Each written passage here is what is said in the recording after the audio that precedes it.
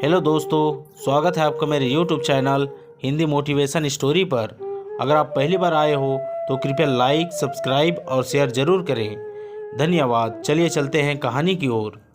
समस्याओं से भरा जीवन, एक प्रेरक कहानी। सदानंद नाम का एक साधारण सा आदमी था। वो भगवान की सच्चे मन से भक्ति करता था। उसका जीवन समस्याओं से भरा हुआ था, इसलिए वह काफ़ी दुखी भी रहता था। कभी घर में कोई बीमार पड़ जाता, पूरी मेहनत से काम करने के बावजूद नौकरी में सफलता नहीं मिलती, तनख्वाह नहीं बढ़ती। ऐसी छोटी मोटी कई समस्याएं उनके जीवन में चलती रहती थी। सदानंद अक्सर यह सोचता था कि वह तो किसी भी तरह का गलत काम नहीं करता है, फिर भी उसके जीवन में इतने दुख, इतना कष्ट क्यों है। ऊपर से वह भगवान की इतनी भक्ति करता है, तो फिर भगवान क्यों उसे अच्छा जीवन नहीं देते।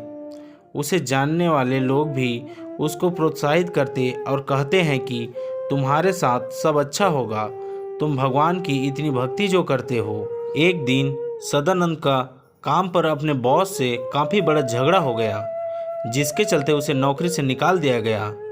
उस दिन सदानंद बड़ा दुखी मन से घर आया और भगवान के सामने बैठकर पूजा पाठ करने लगा और भगवान से कहने लगा कि भगवान, आज कुछ भी हो जाए, आज आप मेरे सपने में आओगे और मुझसे बात करोगे। भगवान अपने सच्चे भक्तों की बात जरूर सुनते हैं, और वह दिन भी कुछ ऐसा ही हुआ। रात को जब सदानंद सो रहा था तो उसके सपने में भगवान आए। भगवान को अपने पास पाकर सदानंद ने अपना मन भगवान के सामने हल्का करना शुरू कर दिया। वह अपनी समस्याओं के बारे में बोलता ही गया। जब उसने अपने मन के सारे विचार भगवान के आगे निकाल दिए, तब भगवान ने उससे कहा, बताओ तुम क्या चाहते हो। सदानंद बोला, भगवान जी, मैं आपका भक्त हूँ, मैं कोई गलत काम नहीं करता, फिर भी मेरे जीवन में इतना दुख क्यों है। मैं देखता हूँ कि जो गलत काम करते हैं, सही राह पर नहीं चलते, वह बड़े मौज और शौक़ से जीवन जीते हैं, ऐसा क्यों। भगवान ने सदानंद से कहा, यह सब एक चक्र है जो कई जन्मों से पाप पुण्य के हिसाब से चलता है।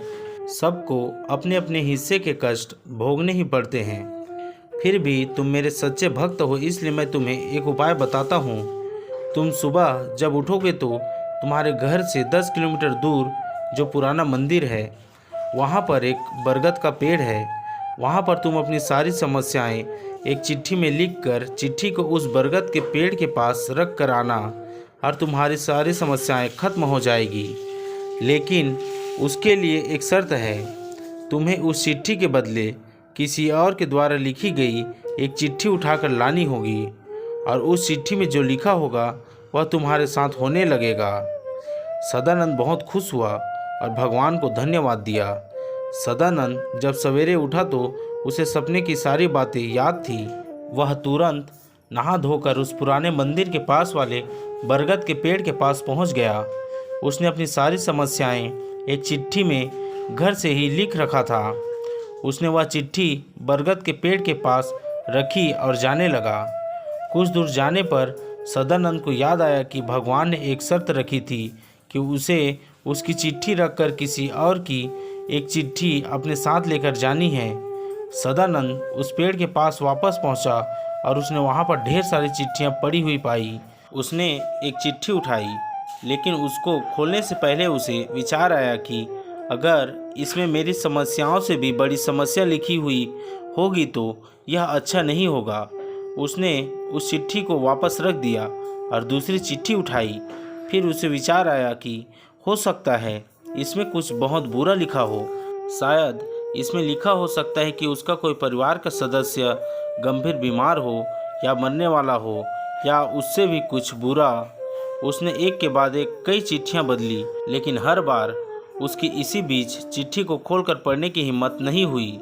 उसने सोचा, इन सभी चिट्ठियों की समस्याओं को अपनाने से अच्छा है मैं अपनी ही समस्याओं से लड़कर उनका सामना करूं। सदानंद ने अपनी लिखी हुई चिट्ठी ही उठाई और वहां से अपने घर लौट गया। दोस्तों, कई बार जीवन में समस्याएं आती है, लेकिन उन समस्याओं से भागकर कभी उनको खत्म नहीं किया जा सकता। उन्हें खत्म किया जा सकता है उनका सामना करके। दूसरों के जीवन से तुलना करके दुखी होने से अच्छा है हम अपने जीवन की प्रॉब्लम्स को अच्छे से समझें, उनके मूल कारण तक पहुँचें और उनसे छुटकारा पाएं। दोस्तों, यह कहानी आपको कैसे लगी हमें कमेंट करके ज़रूर बताएं, और अगर अच्छी लगी तो हमारे YouTube चैनल को लाइक, सब्सक्राइब और शेयर ज़रूर करें। धन्यवाद। मिलते हैं और भी ऐसे ही कहानियों पर।